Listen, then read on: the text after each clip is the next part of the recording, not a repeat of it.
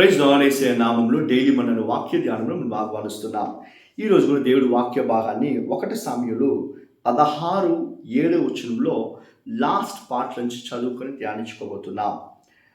మనుషులు పై రూపమును లక్ష్య పెట్టుదురు గాని యెహోవా హృదయమును లక్ష్య పెట్టుదును అని రాయబడి ఉంది. సమూయేలు ప్రవక్త ఈసా ఇంటికి ఇశ్రాయేలుకి సెకండ్ కింగ్ని, రెండో రాజుని అభిషేకించడానికి వెళ్ళేటప్పుడు దావీదు సహోదరులను చూసి వాళ్ళ ముఖాన్ని, వాళ్ళ బాడీ ఫిట్నెస్ని చూసి అమ్మో వీళ్ళే నెక్స్ట్ కింగ్ ఏమో, వీళ్ళే నెక్స్ట్ రాజు ఏమో అని వాళ్ళు అని చెప్పి అభిషేకించి వెళ్ళేటప్పుడంట దేవుడు చెప్తున్నాడు వీడు కాదు అని వాళ్ళందరిని దోషి వేసి దావీదుని దేవుడు ఇశ్రాయేలుకి రాజుగా ఎన్నుకున్నాడంట. కారణం ఏంటంటే ఇక్కడ కారణాన్ని దేవుడు చెప్తున్నాడు, హృదయాన్ని చూసి దేవుడు ఎన్నుకున్నాడంట. అప్పుడు దావీదు దగ్గర హృదయాన్ని చూసి ఎన్నుకునే దానికి ఏమి ముఖ్యమైన కార్యం ఏముందంటే, దావీదు తన తండ్రి దగ్గర పొందుకున్న ఆ కొద్ది షీప్స్ ఉన్న గొర్రెల పిల్లలు ఉన్నాయి చూడండి, దాన్ని చాలా యథార్థంగా ఫెయిత్ఫుల్గా అది చూసుకున్నాడంట. ఒకసారి సింహం వచ్చిందంట, ఇంకొకసారి ఇంకొక అనిమల్ వచ్చిందంట. ఆ అన్నిటి దగ్గర నుంచి దేవుడు ఈ దావీదుని బలపరిచి దాంట్లో యుక్తాన్ని చేసి తన చేతుల్లో కొన్ని ఆ గొర్రెల్ని దేవుడు కాపాడేదానికి అతను బలపరిచాడంట. అతని జీవాన్ని కూడా దానికోసం పెట్టి ఆ పనిని రైట్గా ఫెయిత్ఫుల్గా చూసుకున్నాడంట, చేశాడంట. హల్లెలూయా. కాబట్టి ఇశ్రాయేలుకి రాజుగా దావీదుని దేవుడు ఎన్నుకున్నాడు.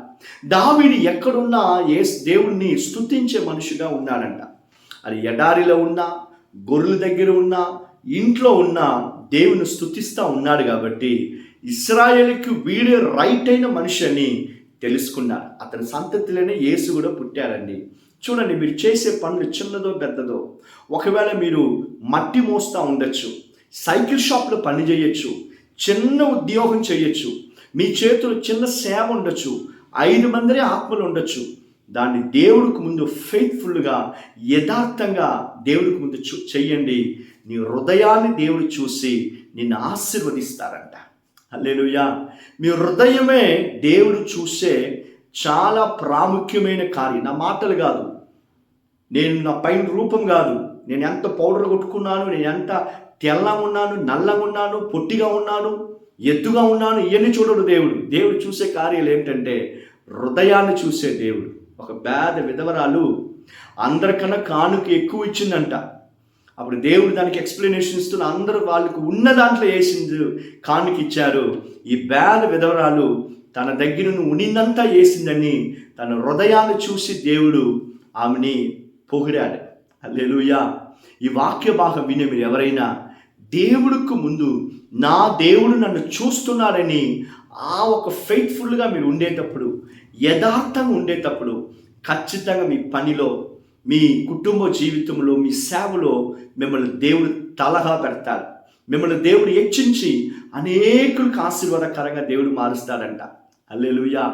అలాగా మీ దేవుడికి ముందు మీ హృదయాన్ని సమర్పించుకొని, మీ హృదయంలో ఎలాంటి చేదు, ఎలాంటి భయము, ఎలాంటి పాపమైన కార్యాలు లేకుండా యేసయ్యా నీ రక్తముతో నా హృదయాన్ని శుద్ధీకరించేసేయని అని చెప్పేటప్పుడు ఖచ్చితంగా దేవుడు దాన్ని చేస్తాడు. హల్లెలూయా. ప్రార్థన చేసుకుందామా. యేసయ్యా మీకు వందనాలు, స్తోత్రాలు. వాక్య భాగం విని ఒక్కొక్క పిల్లల్ని ఆశీర్వదించండి. మా హృదయాన్ని మీ రక్తంతో కడిగి శుద్ధీకరించి ఎప్పుడు మేము మీకు ముందు యథార్థంగా ఉండేదానికి కృప చూపించండి. యేసయ్య నామములో ప్రార్థించి అడుగుతున్నాం తండ్రి. ఆమేన్. God bless you.